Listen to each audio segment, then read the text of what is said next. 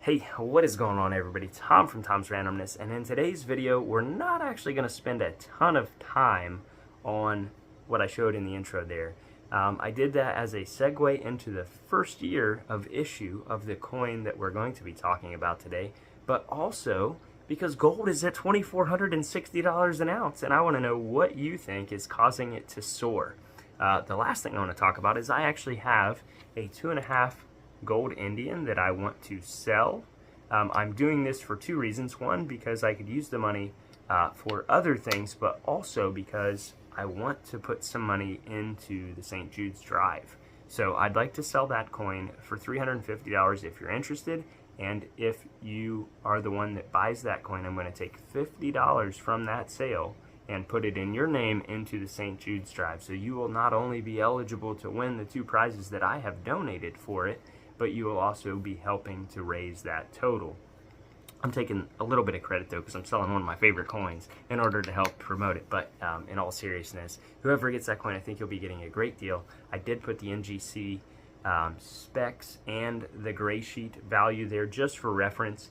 I'll tell you, my local coin store typically sells these for $400 in uncertified condition, but I got it for a little bit better deal because it was when I was buying all the stuff for the mystery coin grab bags and stuff. So if you are interested, email me at tomsgolddirt@gmail.com, or you can just send me the money in PayPal, and if more than one of you sends me the money, I will refund everybody after the first person.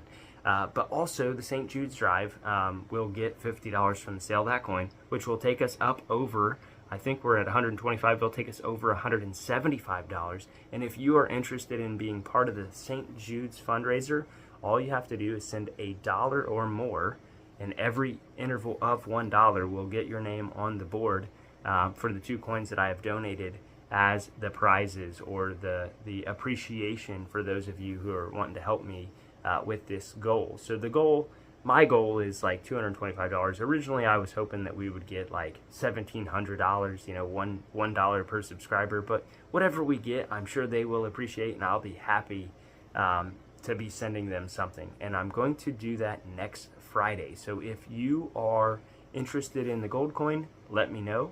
And if you're interested in the St. Jude's Drive, I'll put a PayPal link in the description below. Just be sure to use goods and services, because I have a business account.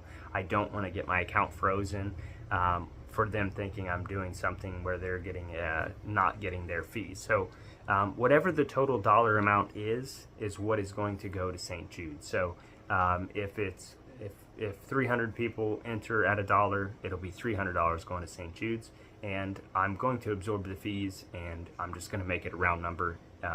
Whether the fees come out or not, I don't really care. It's going to be an awesome cause, and I'm very happy to be doing this again. It's one of my favorite things that I do on this channel. But today's video is actually about a coin that people gold plated and put into circulation as a $5 gold piece, even though it was a 5-cent piece. And that coin is the Liberty V nickel. So the Liberty Head nickel came out in 1883. And the U.S. Mint didn't think that anybody was going to gold plate it, so they left the word cents off under the V on the back. V is 5 in Roman numerals. And people were actually taking 1883 no cents, gold plating them, and passing them off as $5 coins. So the Mint, with their infinite wisdom, decided to add the word cents under the V in 1883, like halfway through the year, to prevent that from happening. And in the years to follow, I think 1885 and 1886, those coins are tougher dates. I think in 1885, the mintage was around 1.4 million. In 1886, the mintage was around 3-point-something million. I'm not 100% certain, and I don't want to open the book to look it back up. And then the next tough date, the really tough date in the series, is the 1912 S. So the series ran from 1883 to technically 1913. But if you know anything about the 1913 V nickels, I think they were made just as like a gesture and passed out to a handful of people. And I think there are like 5 or 6 known, and they're worth astronomical money. So I don't really count that coin in the series, but if you were to put together a set of Liberty Head nickels, you could expect to spend between, I would say conservatively, $600 to $800 to put together a complete set of all the years from 1883 to all the years and mints from 1883 through 1912. So definitely a set that over a lifetime you could put together. It's one that I actually unfortunately never have put together. I've put together wheat cent set minus the 1909 VDB I should say. I've put together, wait, I'm sorry, there's 2 coins I still need for my wheat cent set that I've put together. I need the 1914 D and the 1909 S VDB. So 2 tough coins to get in any condition. But I have put together, obviously, the silver Kennedy set, which is 6 coins or something like that. 7 coins maybe, I can't remember. You've got, let's think about it. You got the 1964, 65, 66, 67, 68, 69, and 70, and then you've got the bicentennial 77, or 76.